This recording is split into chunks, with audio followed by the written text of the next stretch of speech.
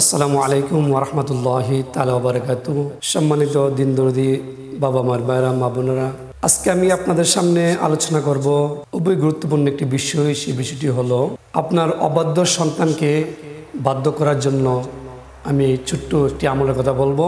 যাদের সন্তান অবাধ্য, মা বাবার কথা শুনে না, ঘরের গার্জিয়ানের কথা শুনে না, ঘরে যারা আমরা গার্ডিয়ান রয়েছি তাদের কথা শুনে না, এবং সন্তান এদিক সেদিক খারাপ পথে চলাফেরা করে, কিভাবে তাদেরকে আজকে এই আমলের মাধ্যমে আমি বলে দেব কিভাবে তাদেরকে আপনার আয়ত্তের ভিতরে আনবেন এবং আপনার কথার মধ্যে তারা চলবে, অর্থাৎ অবাধ্য সন্তানকে আপনি বাধ্য করবেন, সেই বিষয় নিয়ে আমি আলোচনা করব। এটা কোরআনিক একটা আমল, ছোট্ট একটা আমল, খুবই সুন্দর একটা আমল। আপনারা এই আমলটা যদি ঠিকমতো করতে পারেন, ইনশাআল্লাহ আজ্জাওয়াজাল আমি মনে করি আল্লাহ পাক রাব্বুল আলামিন আপনার সন্তানকে আপনার বাধ্য করে দিবেন। তো মহান আল্লাহ পাক রাব্বুল আলামিন সন্তানকে প্রত্যেকের নিয়ামত হিসাবে আল্লাহ পাক রাব্বুল আলামিন দিয়েছেন। তো আল্লাহ পাক রাব্বুল আলামিন ছেলে হোক মেয়ে হোক উভয় সন্তান হয়ে আপনাদের জন্য নিয়ামত। অর্থাৎ এই নিয়ামতটা আমরা তখনই বুঝতে পারবো যখন আমরা সন্তান হারা হয়ে যাব, অর্থাৎ যাদের সন্তান নাই তারা বুঝতে পারে যে এই নিয়ামতটা কত বড়। এজন্য আমরা যদি নিয়ামত পেয়েছি ঠিক আছে, কিন্তু নিয়ামত যদি আমরা সঠিকভাবে গড়ে তুলতে না পারি, যদি আমরা পরিচর্যা করতে না পারি, তাদেরকে মানুষের মতন মানুষ করে গড়ে তুলতে না পারি, তাহলে কিন্তু আমাদের নিয়ামত আপনার গজবে পরিণত হবে। এজন্য সন্তান জন্ম হওয়ার পর থেকে মা বাবার অথবা গার্জিয়ানদের প্রয়োজন তাদেরকে আস্তে আস্তে গড়ে তোলা, তাদেরকে মানুষের মতন মানুষ করে তোলা, তাদেরকে সঠিক শিক্ষাটা সুশিক্ষাটা প্রদান করা। তাদেরকে যদি সুশিক্ষা প্রদান করা যায়, সঠিক শিক্ষা প্রদান করা যায়, তাহলে আপনার সন্তান মানুষের মতন মানুষ হবে, আপনার কথাবার্তা দ্বারা শুনবে, আপনাকে বৃদ্ধাশ্রমে থাকতে হবে না, রাস্তায় থাকতে হবে না, আপনি শেষ বয়সেও তাদেরকে আপনার কাছে পাবেন, আপনার সেবক হিসাবে পাবেন। এজন্য বর্তমান এই পৃথিবীতে আপনারা জানেন মাদকের সরাসরি বা অবৈধ কাজের সরাসরি। তো এজন্য যদি আপনার সন্তান যদি আপনি লালন পালন করতে ঠিকমতো না পারেন, তাদেরকে সঠিক শিক্ষা দিতে না পারেন, সুশিক্ষা দিতে না পারেন, তাহলে তারা যদি মাদকে যুক্ত হয়ে যায় বা অবৈধ কাজে জড়িয়ে যায়, তাহলে আপনারা বুঝতে পারবেন এটা কত বড় একটা নিয়ামত, কত বড় কিয়ামতে পরিণত হয়ে যাবে, আপনার এরকমভাবে কষ্টে পরিণত হয়ে যাবে, আপনার কষ্টের সীমা থাকবে না।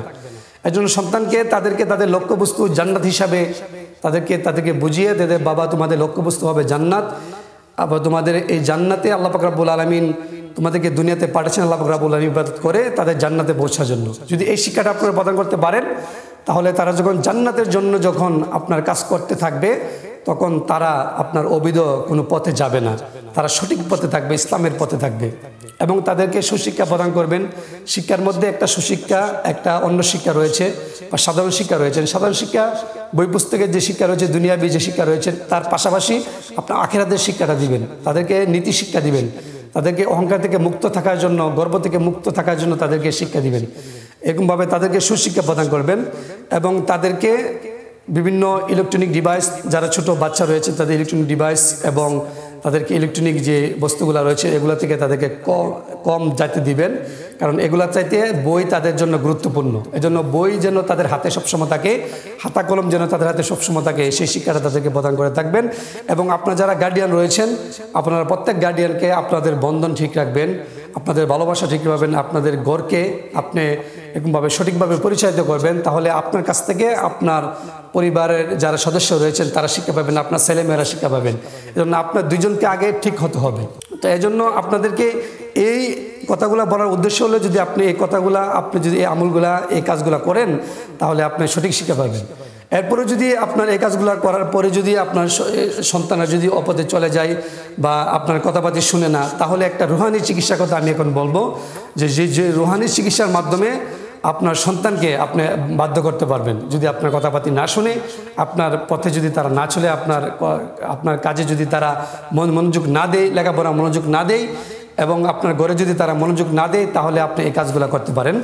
এই কাজগুলো হলো কোরআনিক একটা আমল। সূরা আলে ইমরান, পবিত্র কোরআন কারিমের যে সূরা আলে ইমরান রয়েছেন, আলে ইমরানের 83 নং আয়াতটা আপনি পরে আপনার তাদের কপালের মজ বরাবর একদম মধ্যখানে একটা ফু দিবেন, অর্থাৎ পেশানিতে একটা ফু দিবেন, এবং তাদের ডান কানে একবার ফু, বাম কানে একবার ফুক দিবেন।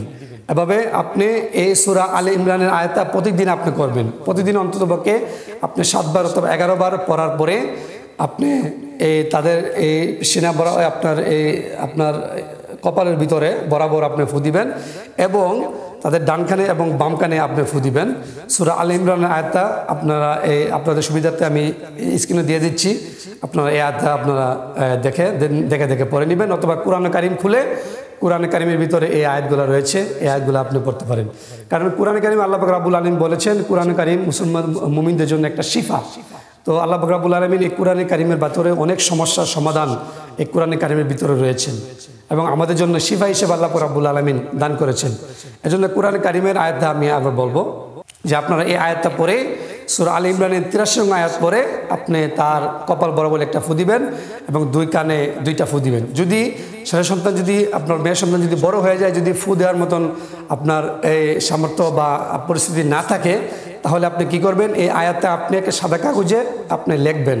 সাদা কাগজে লিখে তার বালিশের ভিতরে অথবা তার যেখানে তার মাথার দিকে আপনার তুষুক বা জাজিমের ভিতরে আপনি ঢুকিয়ে আপনার তার বালিশের দিকে মাথার দিকে আপনি এটা কোনো জায়গাতে লুকিয়ে রাখবেন, যেন তো শুইলে যেন তার পাশাপাশি এই তাবিজের আপনার এই লেখার আয়াতটা আপনার থাকে।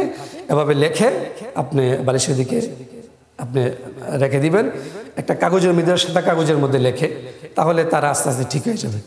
এটা ছিল 1 নম্বর আমল। এবং আরেকটা আমল খুবই সহজ, আপনি আল্লাহ পাক রব্বুল আলামিনের একটি ইসমে সিফাতের একটি নাম, আল্লাহ পাক রব্বুল আলামিনের একটি নাম ইসমে সিফত যেটাকে বলা হয়, ইসমে সিফতের ইয়া মুকিতু এই নামটা আপনি 80 বার পাঠ করবেন। 80 বার পাঠ করে তার তার চেহারার ভিতরে অথবা মাথার ভিতরে আপনি ফুঁক দিয়ে দিবেন। তার মাথাতে ফুঁক দিলে ভালো, আপনার মাথাতে ফুঁক দিয়ে দিবেন। আপনি এই ইয়া মুকিতু 80 বার পাঠ করে তার মাথার ভিতরে আপনি ফুঁক দিবেন। যদি ঘুমন্ত অবস্থায় থাকে এই অবস্থায় ফুঁক দিলেও হবে, অথবা যদি সজাগ অবস্থা থাকে তাহলে সজাগ অবস্থায় মাথা মাঝে ফুঁক দিতে পারবেন। তাহলে ইয়া মুকিতু এটা 80 বার পাঠ করে আপনার তার মাথার দিকে ফুঁক দিয়ে দিবেন। আল্লাহ পাক রব্বুল আলামিন এই আমলের বরকতে আপনার ছেলেকে আপনার বাধ্য করে দিবেন, আপনার ছেলে আপনার বাধ্যগত হয়ে যাবেন।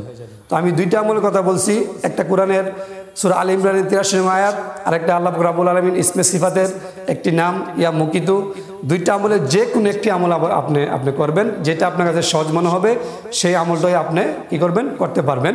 তাহলে আল্লাহ পাক রব্বুল আলামিন এই আমলের বরকতে আল্লাহ পাক রব্বুল আপনার সন্তানকে আপনার বাধ্য করে দিবেন। আল্লাহ পাক রব্বুল আলামিন প্রত্যেকের সন্তানকে যেন নেক্সট সন্তান হিসাবে, মা বাবার বাধ্যগত সন্তান হিসাবে আল্লাহ পাক রব্বুল আলামিন কবুল করে, সবাই বলি আমিন।